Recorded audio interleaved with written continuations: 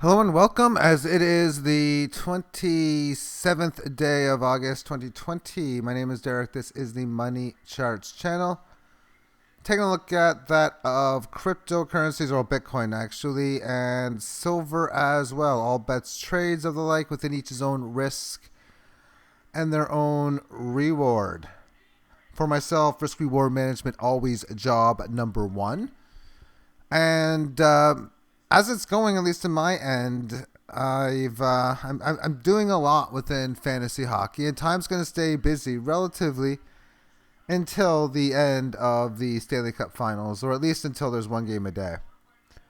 As I have never been playing sports at the stakes and the levels in which that I play, and they only keep going higher as the wins keep going. And with that being said, it is 12:44 a.m. Eastern Time, as I'm doing with the game early in the third period that I'm watching between Colorado Avalanche and the Dallas Stars. So I might have to react towards the game. I'll try the best I can not to.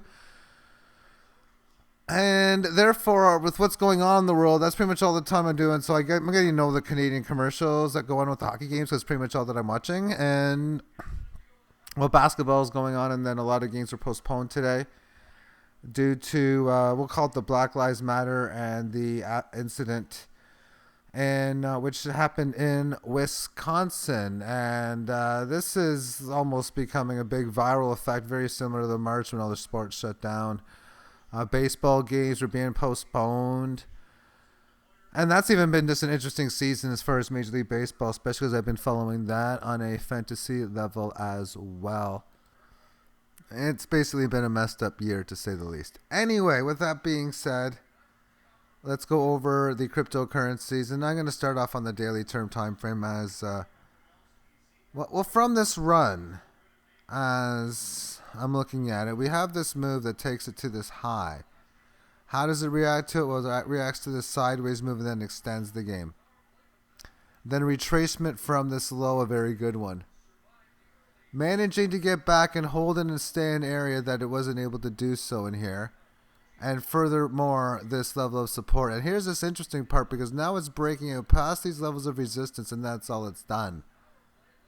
And yet we can see now that within this, in here, that this upward move, 18 average going sideways. Now we're starting to see the lows starting to decline. Most certainly the highs will, especially if prices aren't able to extinguish any type of short-term rallies along the way. So you have to start thinking about Fibonacci levels, retracements from the move.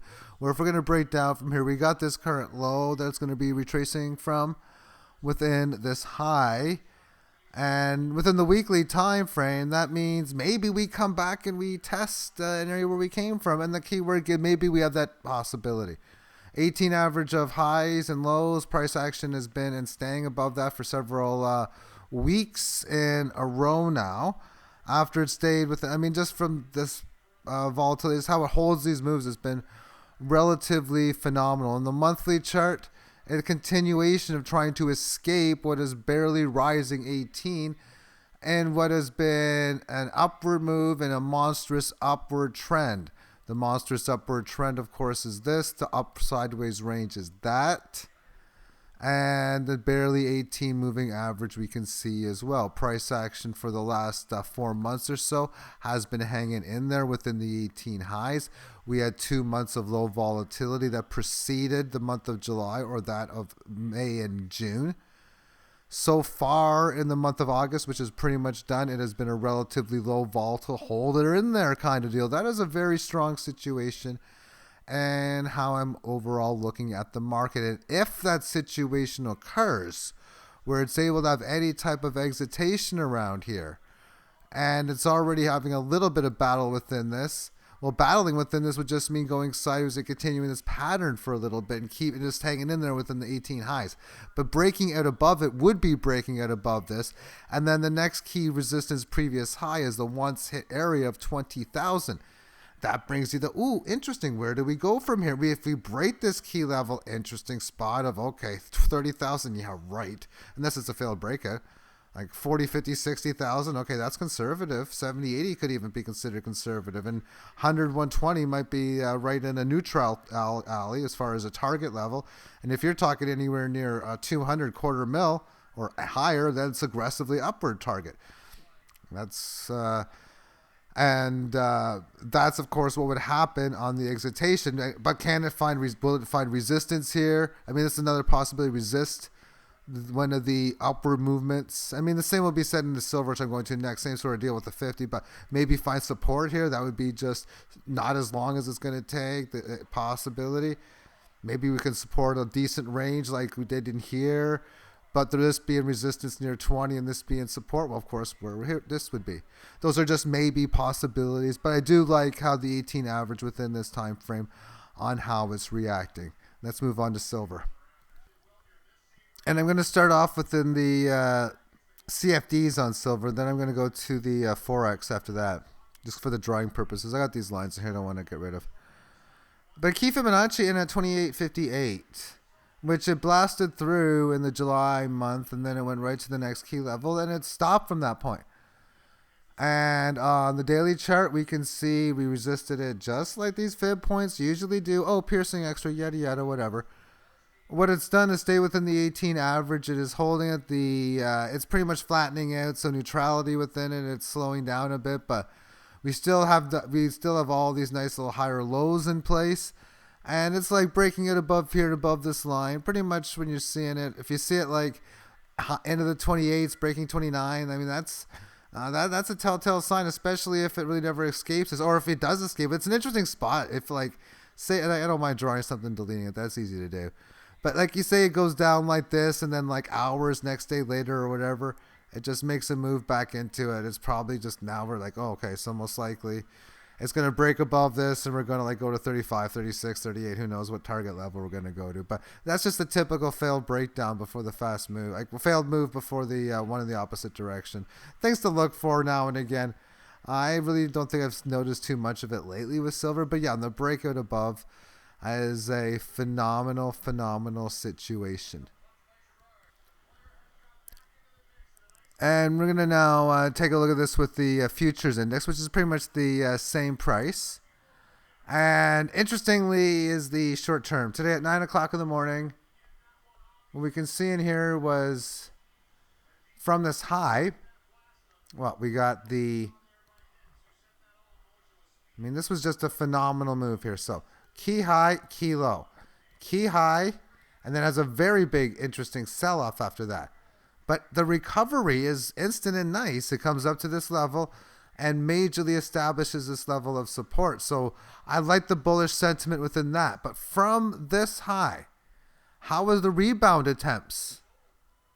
Well, in here, it attempted to get above the 18 average to support the resistance this level, and then not so quite. And not much of a fast move in the opposite direction. Yeah, making a lower low to here.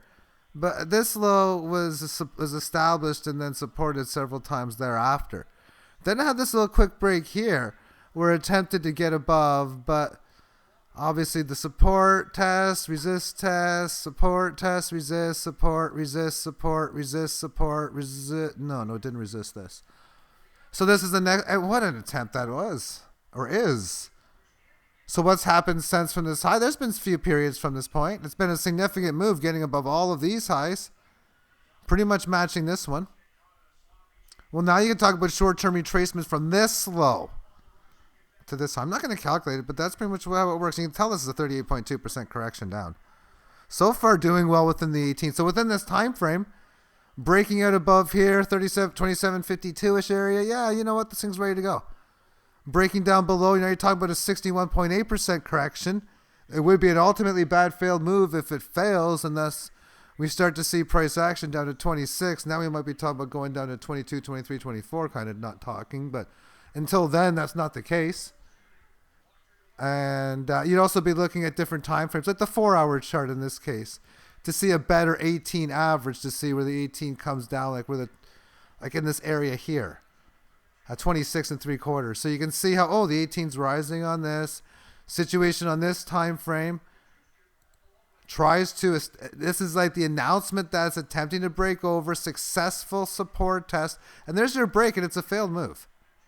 Because it gets out above here, and after this move, like that's the type of thing I'm talking about here, it does a break it. And all it does is microscopically get above this high, and then sustain time to the downside, meanwhile making higher lows from both this low and this one.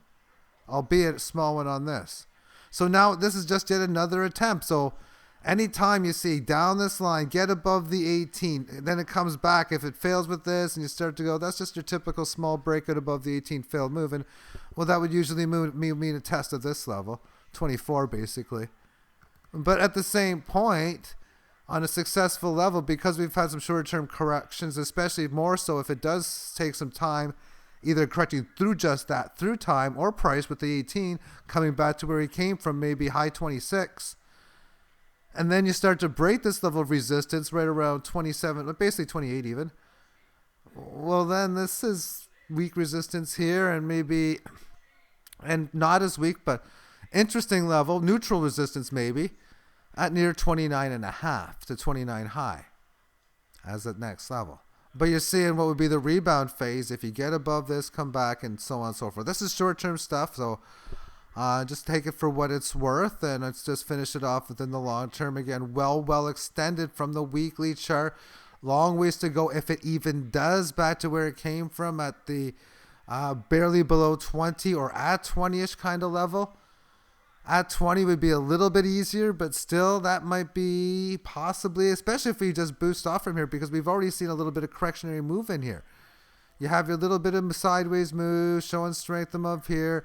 Small green candle, good move up here, good move, bang, bang, bang. 3 amazing months. And then this neutral, well, not neutral, but a little bit of selling within this candle. Sideways to that, an inside week, and then we're even looking like maybe even another inside week again, just sideways consolidation. So the markets had the combination of having correction moves through that, both of price and through time. Therefore, you see it breaking out, you can say, oh, it's overextended above it, but that probability it's going to just be more overextended is what's going to be that probability. And then we're saying that, I'm saying that because, of course, of the short-term correction moves that it's having. When viewing such on the monthly term time frame, we're only on period number 2 of this, great break above the 18. For what would it look like in here? Oh, it was like showing a little bit of a strength amongst here after, failed breakdown. Yeah, maybe my older videos might have talked about the possibilities. Who knows? Some of the things I talk about is, the percentage chances of the big moves are higher than normal and stuff like that, yada, yada. But yeah, period number 1 and period number 2, and these things, if they go, they're like, just an example here. Here's like period 1, 2. All the volatility is lower, but that's the whole point. This could be a bigger move where, this top move of like, oh wow, 28% up going, and the volatility of low to high is like $50, low is 33, so that's like 50% volatility. And next thing you know, we have a 2x play. That could be very much possibilities within the market. Now, unfortunately, I mentioned if things happen. This isn't good news for me, but that's okay. The Dallas Stars have just tied the Colorado Avalanche at 3-3 with 11 minutes to play as I'm watching. Of course, for you, that's all been done. And anyway, with that being said, we have a break above here. Fibonacci from this high to this low.